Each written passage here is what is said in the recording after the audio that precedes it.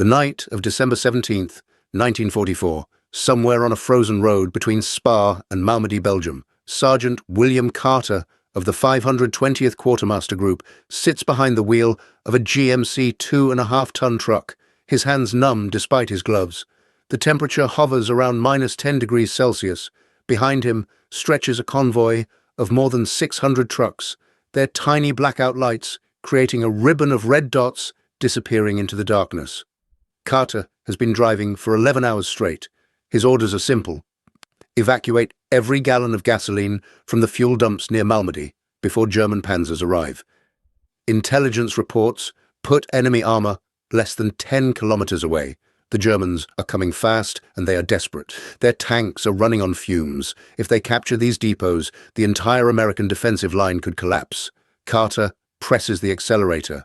The truck groans forward through the snow. Around him, hundreds of other drivers are doing the same. Racing against time, racing against cold, racing against an enemy who believes winter itself will stop the Americans from moving supplies. The Germans are wrong. When Adolf Hitler launched his final great offensive in the Ardennes forest on December 16th, 1944, he calculated many factors. Surprise, yes. Weather, certainly. The fog and snow would ground Allied aircraft, giving his panzers freedom to maneuver. The narrow forest roads would funnel American reinforcements, slowing their response. And, most critically, Hitler believed that winter would paralyze American logistics. No army, he reasoned, could move massive quantities of supplies through frozen terrain in the dead of winter, not in days, certainly not in hours. Hitler had studied history. He remembered Napoleon's disaster in the Russian winter. He knew that cold weather broke supply lines, immobilized vehicles, and exhausted soldiers. Every military theorist agreed that winter campaigns moved slowly, cautiously. Armies dug in. They waited for spring. But Hitler had not studied the American trucking system. He had not seen the Red Ball Express in action. He had not witnessed what thousands of determined drivers could accomplish when the stakes were absolute. If you're enjoying this deep dive into the story, hit the subscribe button and let us know in the comments from where in the world you are watching from today. This is the story of how logistics became a weapon, how ordinary truck drivers became the unsung heroes of the Battle of the Bulge, how the Germans thought cold would stop supplies until 10,000 trucks moved through the winter darkness in the greatest emergency resupply operation of the Second World War.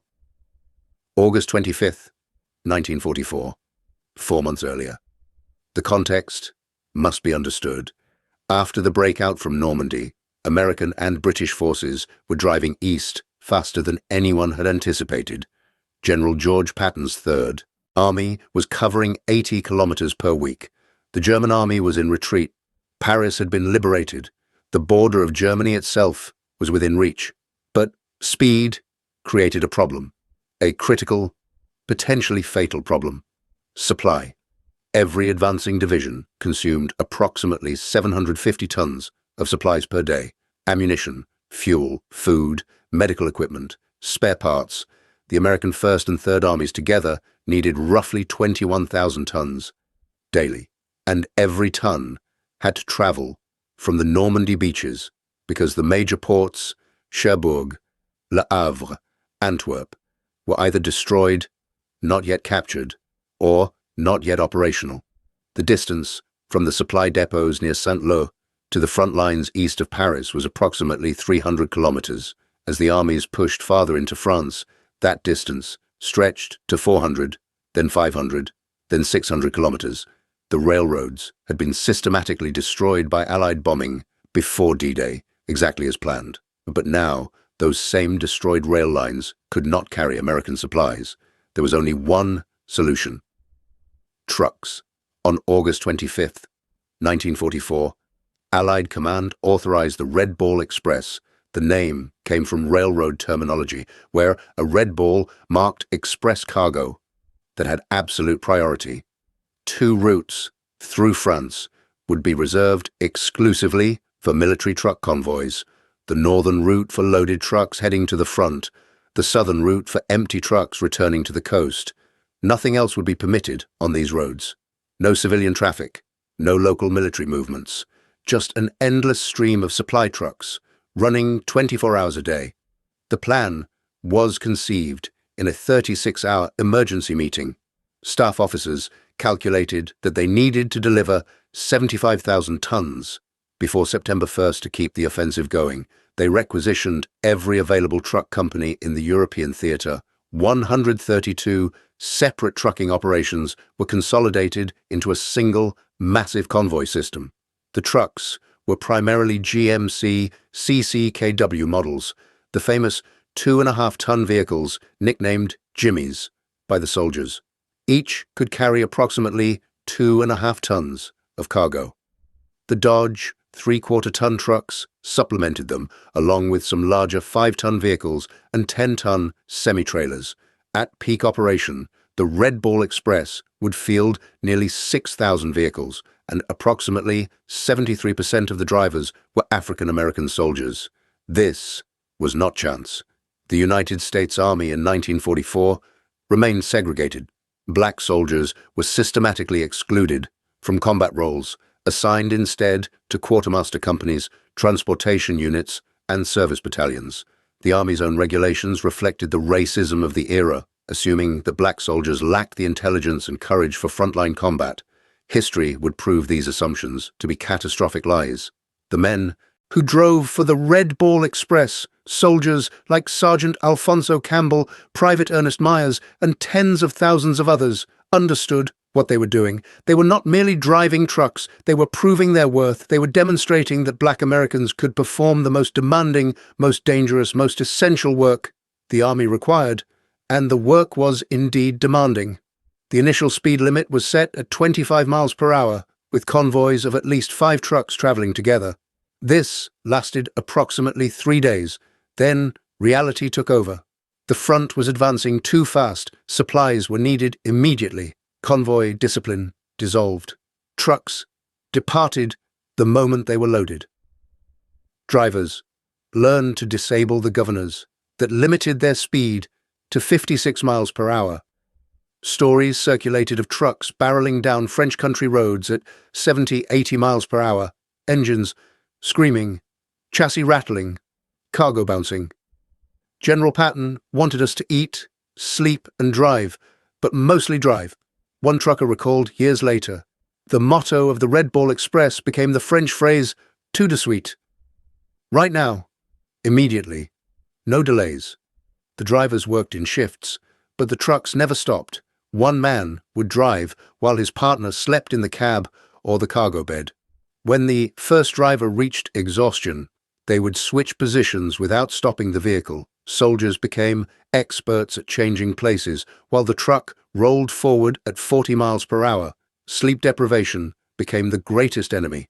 Drivers described staring at the tiny blackout lights of the truck ahead, 2 faint red dots in the darkness, until their vision began to blur and dance. The lights would hypnotize them. Men fell asleep at the wheel regularly. When a truck drifted out of the convoy, other drivers knew immediately what had happened. To keep drivers awake, some units instituted a system. When a convoy stopped briefly, the truck in front would back up and gently tap the bumper of the truck behind. The jolt would wake the sleeping driver, signaling that movement was resuming. But stops were rare. The Red Ball Express operated continuously from August 25th through November 16th, 1944, 83 days. In that time, the convoys delivered 412,193 tons of supplies. At peak efficiency, nearly 900 trucks rolled forward every single day. The statistics barely capture the reality. These were not comfortable highways. French country roads in 1944 were narrow, winding, often unpaved. The trucks traveled in all weather. Rain turned dirt roads into rivers of mud. The GMC trucks could handle it, their 6-wheel drive systems churning through conditions that would have stopped civilian vehicles. But it was brutal on the drivers and the machines. Maintenance became a constant struggle. Trucks broke down regularly, tires blew out, engines overheated, transmissions failed. Mobile repair crews worked around the clock, but many trucks were simply abandoned when they could not be quickly fixed. The mission could not wait, and always, there was the threat of enemy action. The Red Ball routes passed through recently liberated territory. German units, cut off from their main forces, still operated in pockets throughout France. Luftwaffe fighters occasionally strafed convoys. Artillery fire sometimes found the roads. The drivers were technically non-combat troops, but the distinction meant little when a Messerschmitt Bf 109 appeared overhead or when German infantry ambushed a convoy on a lonely forest road. Many Red Bull drivers carried rifles. Some convoys required armored escorts.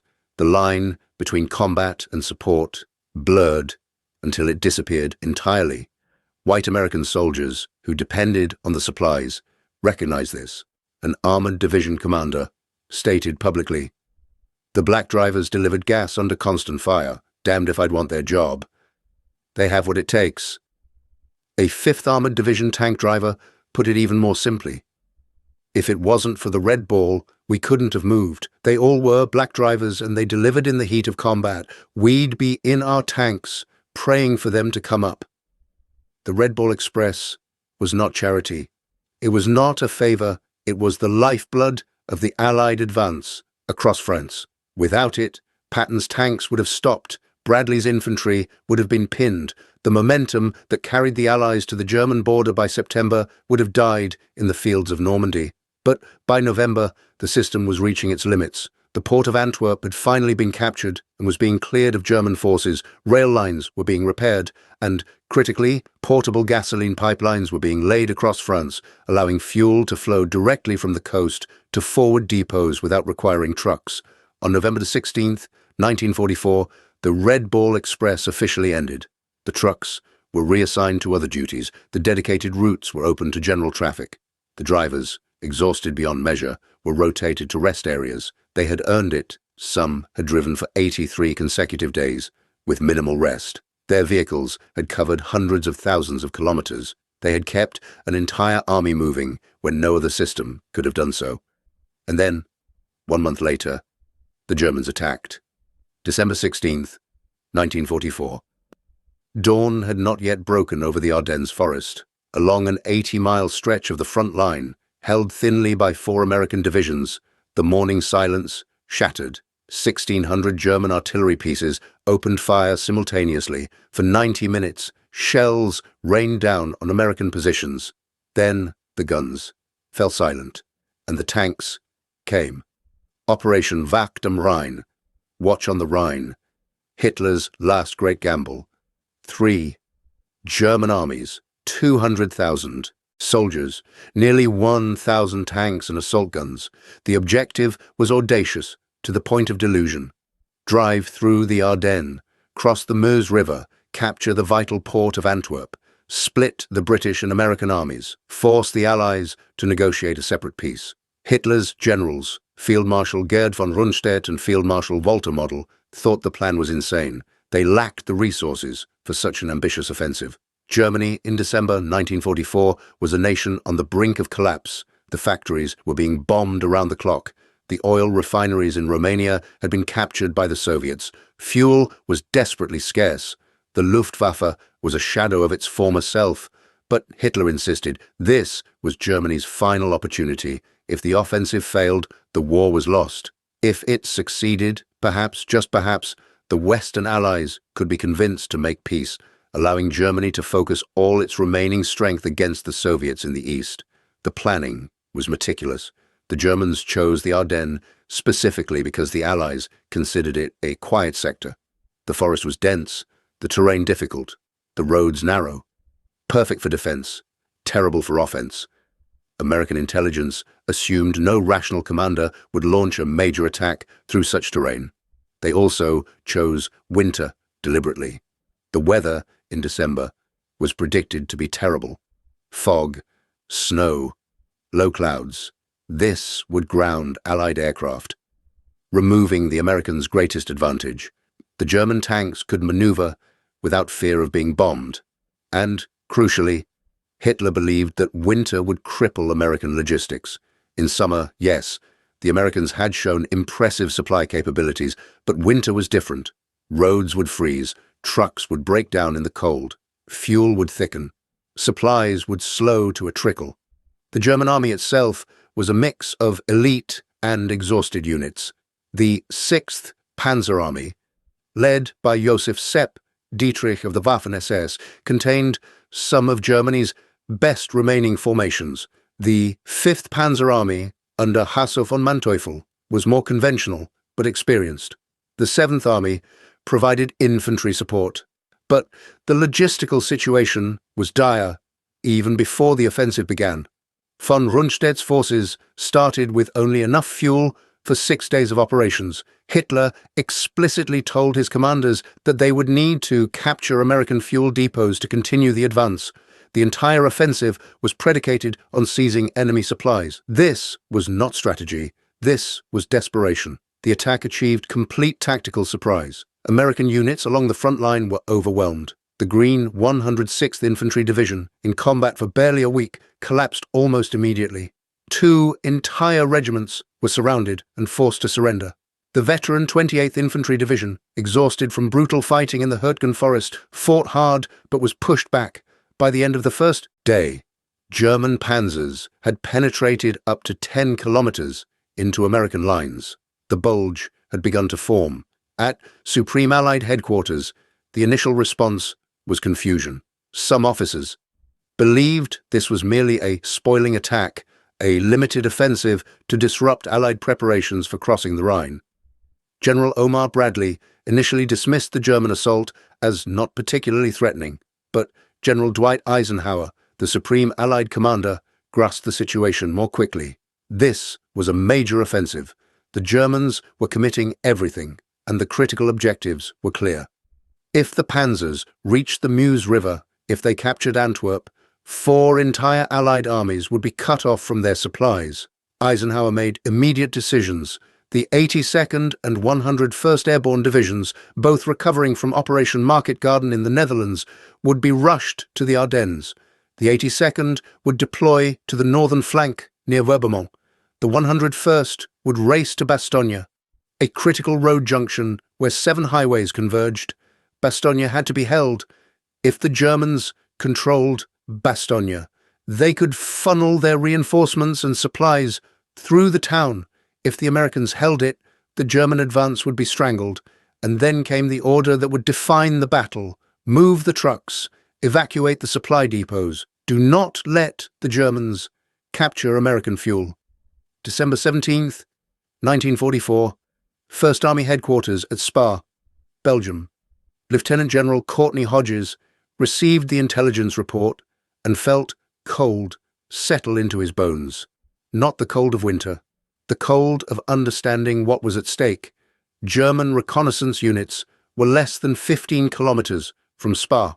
Behind them came the main panzer columns of the 6th SS Panzer Army. And between the German tanks and the Allied lines lay the largest fuel depots in the European theatre. Near Spa, near Stavelot, near Malmedy, millions of gallons of gasoline, carefully stockpiled to support the planned Allied offensive into Germany. If the Germans captured those depots, the Battle of the Bulge would be lost. The panzers, currently running on fumes, would suddenly have all the fuel they needed. They would reach the Meuse. They might even reach Antwerp. Hodges issued the order: evacuate the depots, use every available truck, move the fuel, now. The problem was that most of the Red Ball Express trucks had been reassigned after November 16th. The dedicated convoy system no longer existed. Trucks were scattered across Belgium and France, supporting different units, hauling different cargoes. The supply chiefs began calling in every truck company they could locate. Quartermaster units were pulled from rear area duties. Infantry divisions surrendered their organic transport. Beach and port facilities sent their vehicles, and the goal was to assemble 600 trucks within hours. And the drivers, many of them the same men who had run the Red Ball Express through the summer and fall, climbed back into their cabs. Some had been resting for barely a month. Now they were being asked to drive again, in winter conditions that made the summer heat seem pleasant by comparison.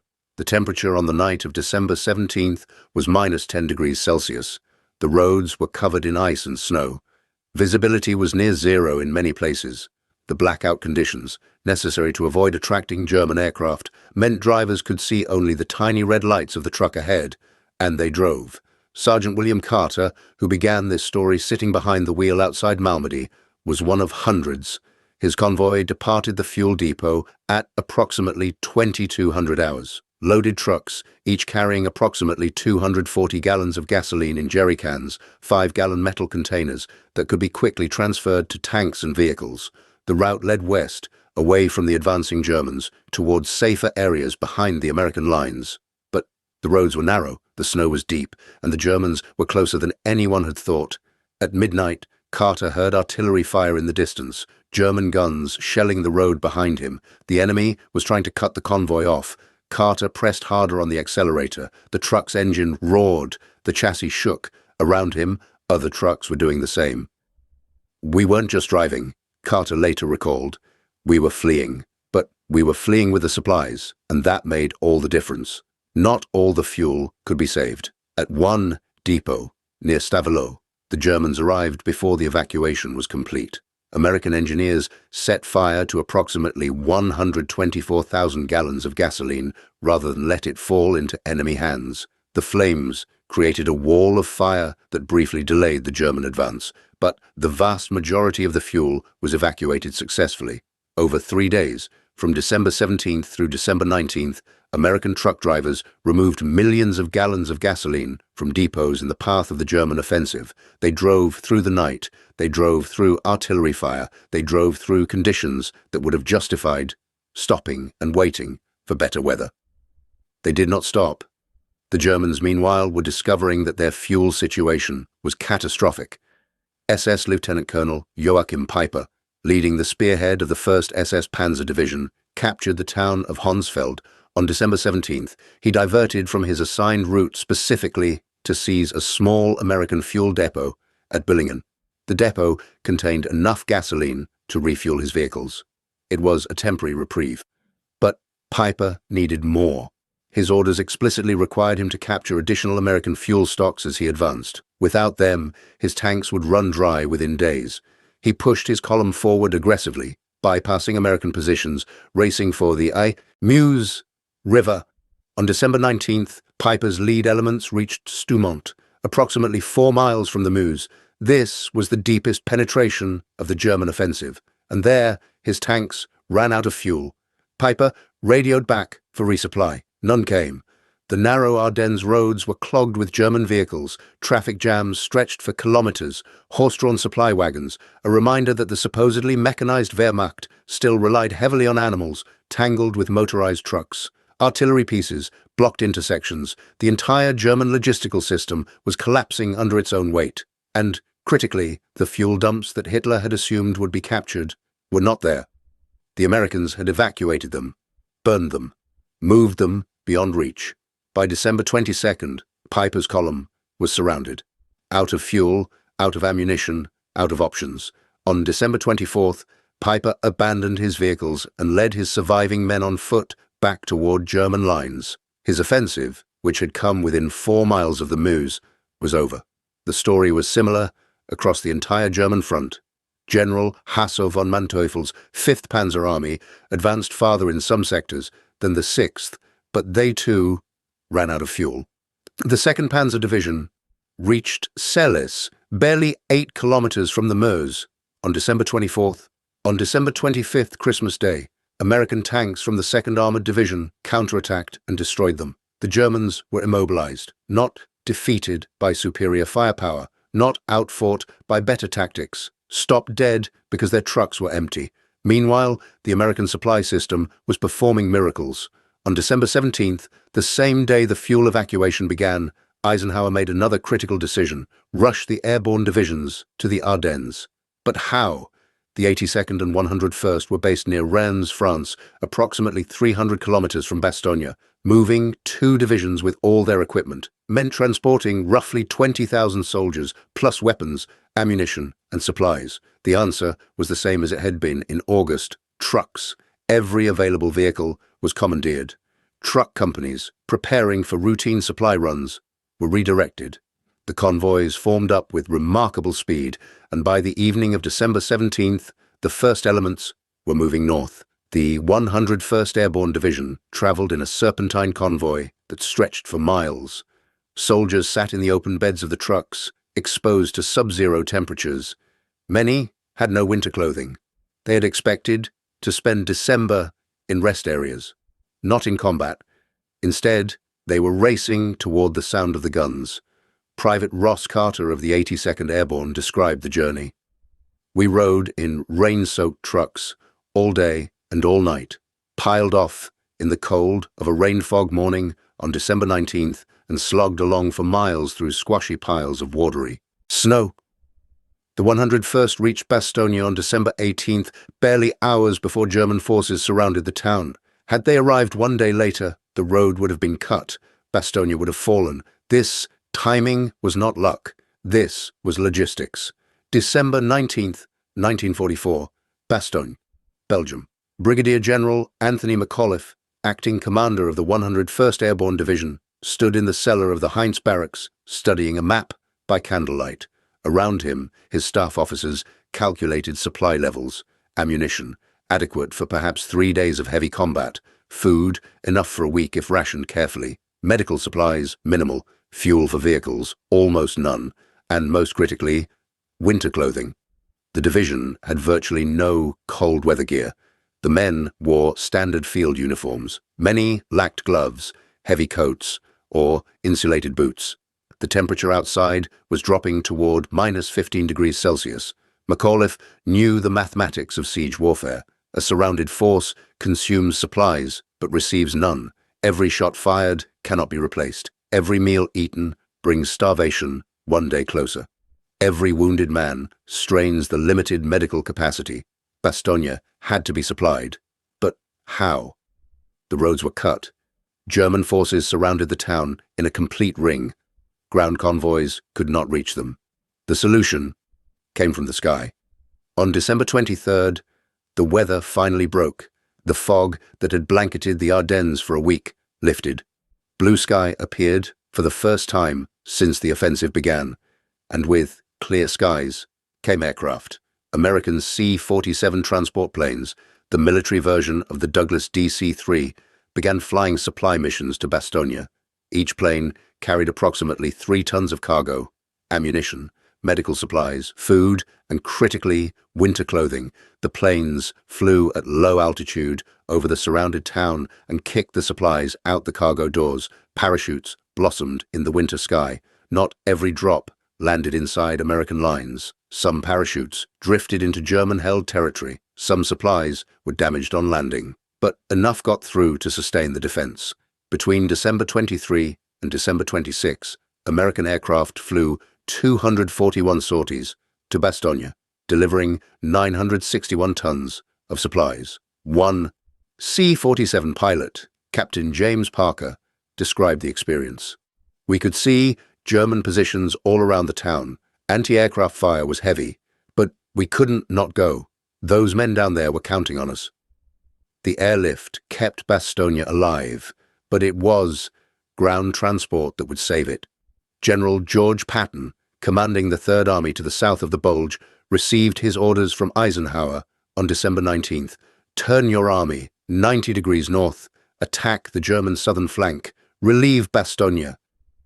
Patton had been preparing for this moment. His intelligence chief, Colonel Oscar Koch, had predicted the German offensive a week before it began.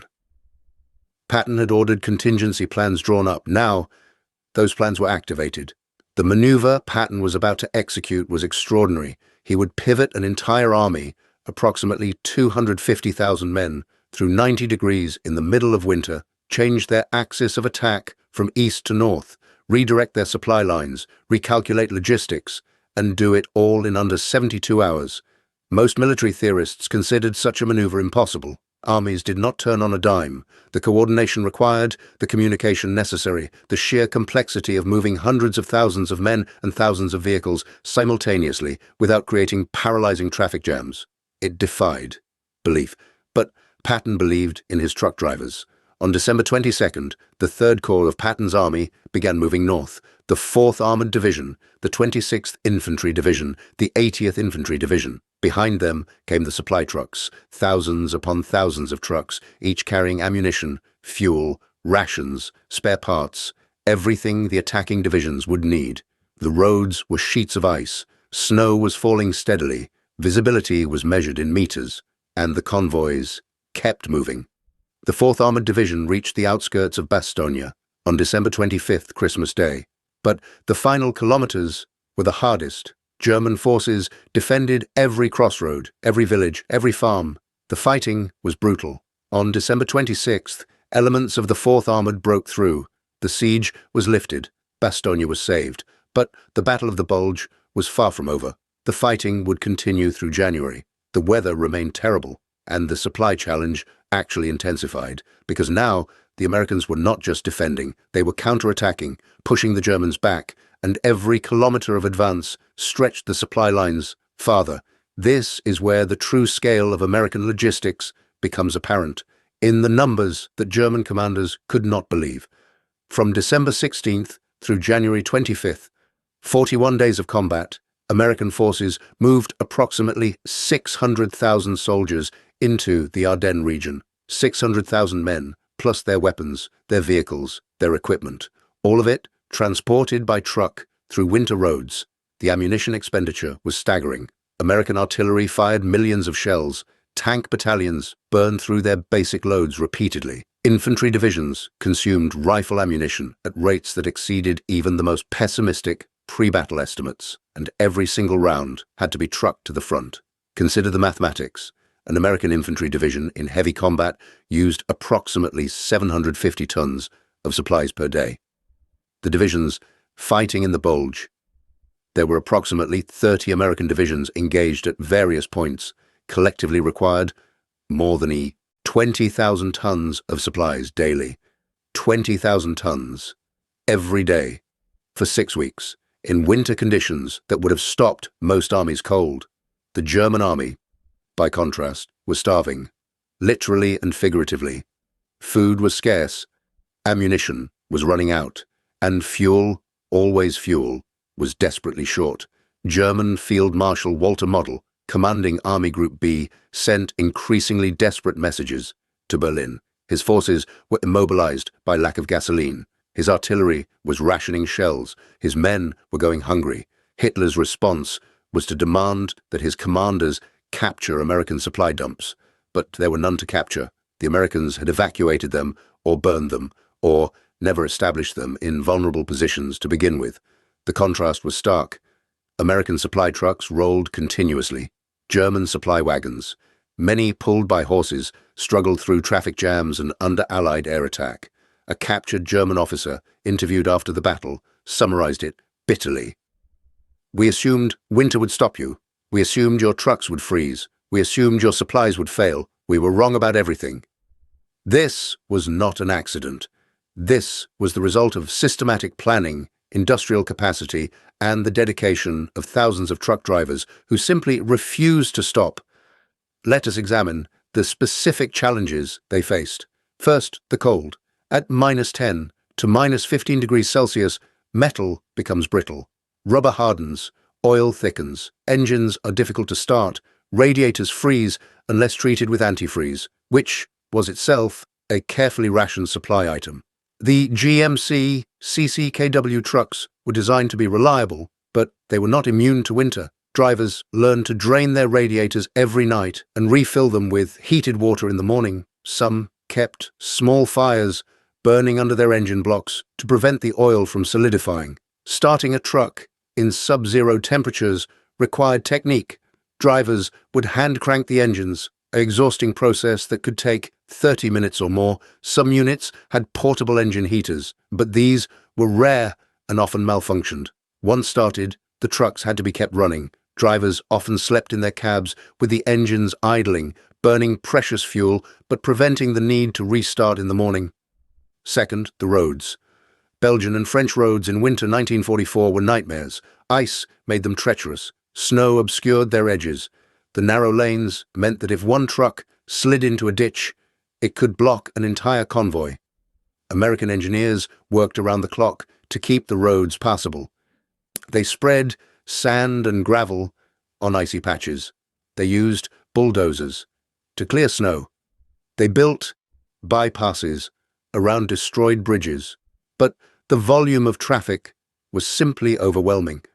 At peak operations during the Bulge, American forces had approximately 40,000 trucks operating in the Ardennes region, 40,000 vehicles, all trying to navigate a road network designed for a few thousand civilian cars. Traffic management became an art form. Military police were stationed at every major intersection, directing vehicles like orchestra conductors. Convoys were assigned specific routes and departure times to minimize congestion. Priority was given to ammunition trucks, then fuel, then food, then everything else. Despite these efforts, traffic jams were common. Some convoys waited hours to move a few kilometers.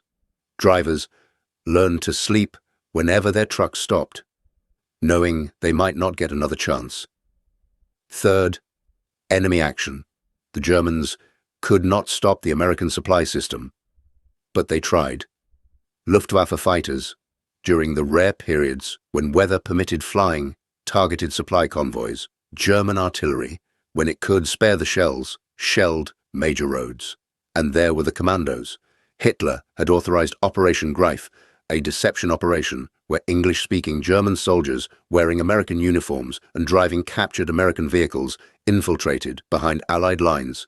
Their mission was to sow confusion, sabotage communications, and disrupt supply convoys. The operation had limited tactical success, but enormous psychological impact. American soldiers became paranoid. Everyone was suspect. Soldiers were stopped at checkpoints and forced to answer questions about American culture. Who won the World Series? Who is Betty Grable married to? Even General Omar Bradley was stopped 3 times and forced to prove his identity. For truck drivers, the threat was real. Several convoys were ambushed by German forces in American uniforms. Some drivers were killed, others were captured, but the convoys kept rolling. Fourth, exhaustion. The human factor. Truck drivers during the Battle of the Bulge worked at the absolute limit of endurance. 20-hour days were common. Sleep was measured in minutes, snatched whenever a convoy halted. Corporal Robert Emmerich, a driver with the 3,580th Quartermaster Truck Company, described the experience. You'd be watching those damn little blackout lights. It drove you blind. It was like hypnosis. I once felt a bump and heard blaring horns. I'd fallen asleep at the wheel and drifted into the truck ahead. That woke me up. Falling asleep while driving was the single most common cause of accidents. Trucks drifted off roads. Some collided with each other. A few drivers died, not from enemy action, but from crashes caused by sheer exhaustion. Units tried various methods to keep men awake. Some commanders rotated drivers every 2 hours. Some provided coffee when it was available. Some used benzodrine tablets, amphetamines, to keep men alert. The long-term health effects were not understood or considered. The immediate need was to keep the trucks moving. Despite everything, the system worked. It worked because the drivers were determined. It worked because the organization, built during the Red Ball Express, provided a template for emergency logistics. It worked because American industrial capacity ensured that there were enough trucks, enough spare parts, enough fuel to sustain operations even under the worst conditions. And it worked because the alternative was unthinkable. By early January 1945, the German offensive had failed completely. The Bulge was being squeezed from north and south. German units were retreating, abandoning their equipment as they went. Many vehicles were simply out of fuel and had to be destroyed by their own crews to prevent capture. The statistics of the failure are telling. Germany committed approximately 500,000 soldiers to the offensive. By the end, they had lost between 80,000 and 100,000 killed, wounded, or captured. More critically, they lost approximately 800 tanks and assault guns, thousands of trucks and artillery pieces, and incalculable amounts of ammunition and fuel that Germany could not replace. American losses were also severe. Approximately 19,000 killed, approximately 47,500 wounded, approximately 23,000 captured or missing. Total casualties, around 90,000. But The Americans replaced their losses. New divisions arrived from the United States. Replacement depots provided fresh soldiers. Factories produced new tanks, new trucks, new weapons. Germany could do none of these things. The Battle of the Bulge consumed the last operational reserves of the Wehrmacht. After January 1945, Germany could only defend. It could no longer attack. And the deciding factor, more than battles won or lost, more than tanks destroyed or territories captured, was supply. The Americans kept their forces supplied. The Germans did not. After the battle, captured German documents revealed the extent of their logistical failure. One report from the 5th Panzer Army noted that at least 30% of German tanks in the Ardennes were immobilized not by battle damage, but by lack of fuel. Artillery batteries fired a fraction of their planned bombardments because shells never arrived. Infantry divisions rationed food so strictly that soldiers were weakened before they even entered combat. General Hasso von Manteuffel, commander of the 5th Panzer Army, wrote in his post-battle analysis, "We underestimated American logistics. We assumed they were as vulnerable to winter as we were. We were catastrophically wrong." Field Marshal von Rundstedt was even more direct. "The Americans possess a supply system that is unmatched in military history. We cannot fight an enemy whose trucks never stop." This recognition, grudging and bitter, was accurate. The German army in both world wars was tactically brilliant but logistically vulnerable. Their planning focused on the opening moves, the decisive battles, the knockout blows. They consistently underestimated the importance of supply, the grinding necessity of keeping armies fed, fueled, and armed over extended campaigns. The American army, by contrast, treated logistics as a weapon. From the Red Ball Express to the airlift at Bastogne to the winter convoys during the Bulge, American commanders understood that battles were won in the rear areas as much as on the front lines. General Dwight Eisenhower later wrote, "The Battle of the Bulge was won by courage and logistics. The courage of infantrymen who held impossible positions, the courage of tankers who counterattacked in blizzards, and the courage of truck drivers who drove through the night to bring them the supplies they needed. Without those drivers, we would have lost." Patton was characteristically more blunt. "The 2.5-ton truck is our most valuable weapon, more valuable than the Sherman tank, more valuable than the P-51 Mustang, because without trucks, the tanks don't move and the aircraft don't fly." Colonel John Eisenhower, the Supreme Commander's son and a staff officer during the battle, stated simply, "Without the Red Ball truck drivers, the advance across France could not have been made. Without the truck drivers at the Bulge, Bastogne would have fallen and the German offensive might have succeeded." These were not exaggerations. These were cold assessments of military reality. The story of American logistics in World War II is often overshadowed by the more dramatic narratives. The D-Day landings, the liberation of Paris, the Battle of the Bulge itself is remembered for Bastogne, for McAuliffe's famous reply of "nuts" to the German surrender demand, for Patton's relief column. But the unglamorous truth is that wars are won by supply, by the ability to move thousands of tons of material from factories to front lines, by the determination of ordinary soldiers performing extraordinary labor under terrible conditions. The truck drivers of the Red Ball Express and the winter convoys were not heroes in the traditional sense. They did not storm beaches. They did not capture enemy positions. Many never fired a shot in combat, but they won the war. As surely as any infantry division or tank battalion, they won the war, and they did it while facing systematic discrimination. The majority of these drivers were African-American soldiers serving in a segregated army assigned to these roles because racist policies excluded them from combat positions. They were considered by the very institution they served to be less capable, less intelligent, less worthy than white soldiers. History proved those judgments to be obscene lies. The performance of black soldiers in World War II, whether as truck drivers, as the Tuskegee Airmen, as the 992nd Infantry Battalion in Italy, demonstrated conclusively that the problem was never capability. The problem was racism.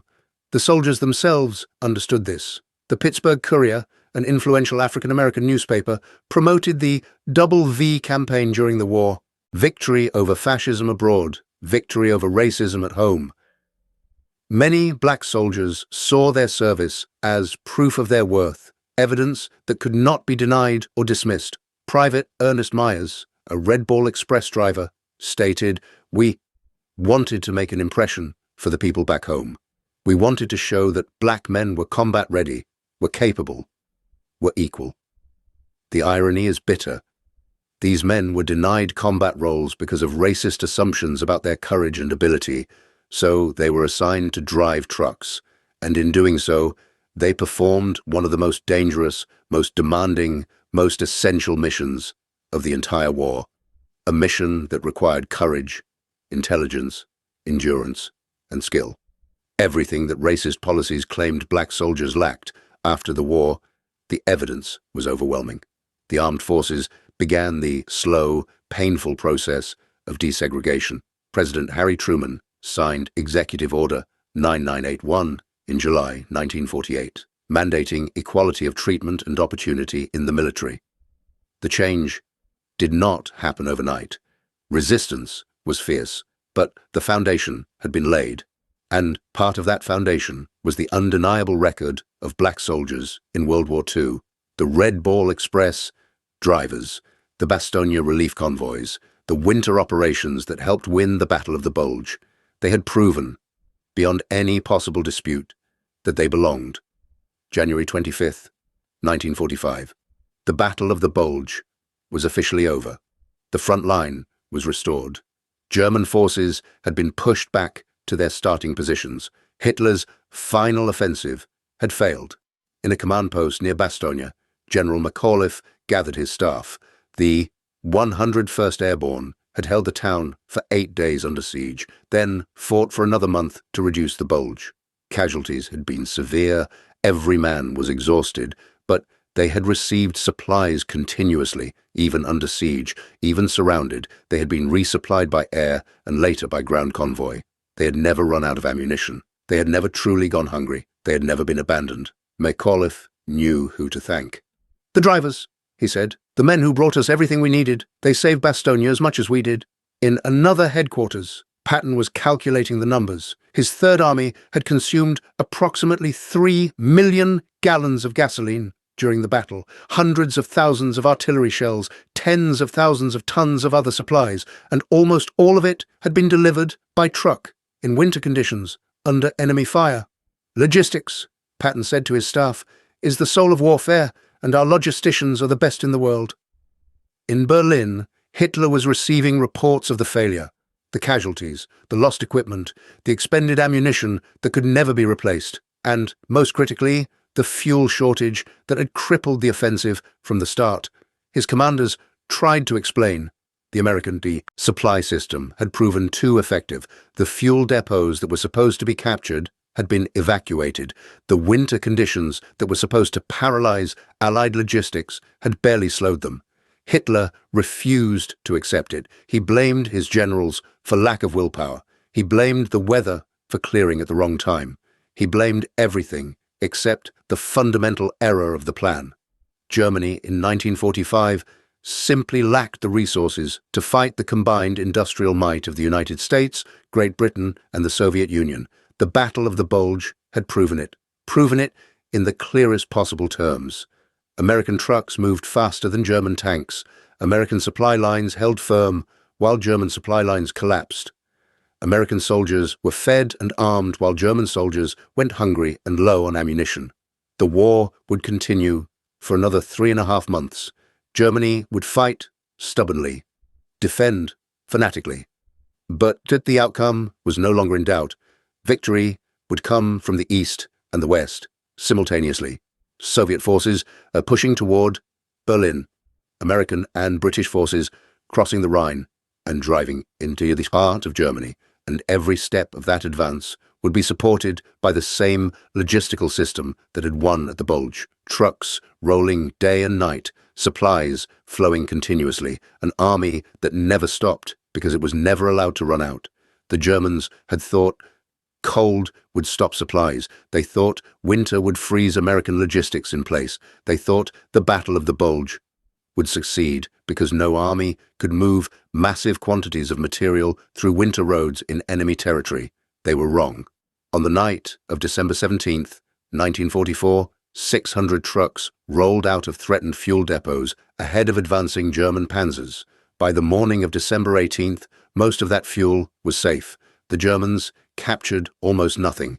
Over the following weeks, thousands more trucks moved hundreds of thousands of tons of supplies to the embattled divisions in the Ardennes. They drove through blizzards. They drove through darkness. They drove under artillery fire. And they did not stop. This is what the Germans failed to understand. American logistics was not just a system. It was a philosophy, an absolute commitment to the idea that supplied armies win wars, that material superiority, properly deployed, defeats tactical brilliance, that determination and industrial capacity, combined with careful organization, can overcome any obstacle, even winter, even war. The legacy of the Battle of the Bulge is usually framed in terms of the dramatic defensive stands, Bastogne and McAuliffe's nuts, the soldiers of the 101st Airborne holding out against overwhelming odds, Patton's famous 90-degree turn of his entire army. All of these are true and worthy of remembering, but the deeper legacy. The lesson that militaries worldwide took from the battle was logistical. The Battle of the Bulge demonstrated that modern war requires modern supply systems, that armies must be able to move supplies under any conditions, that logistics is not a support function, but a combat function. After World War II, military logistics became a science. The United States invested heavily in transportation capabilities. The development of the interstate highway system in the 1950s was partly motivated by Eisenhower's experience in the war, his understanding that good roads were essential for both civilian commerce and military mobility. The modern American military remains the most logistically capable force in history, able to deploy divisions to the other side of the world in days, able to sustain those divisions indefinitely with continuous supply chains, able to adapt to any terrain, any weather, any threat environment. This capability traces directly back to the lessons learned in France and Belgium in 1944 and 1945, back to the Red Ball Express, back to the winter convoys at the Bulge, back to the truck drivers who proved that with enough determination, nothing is impossible. The Germans thought cold would stop supplies. They were defeated by 10,000 trucks that refused to stop rolling. Thank you for watching. For more detailed historical breakdowns, check out the other videos on your screen now and don't forget to subscribe.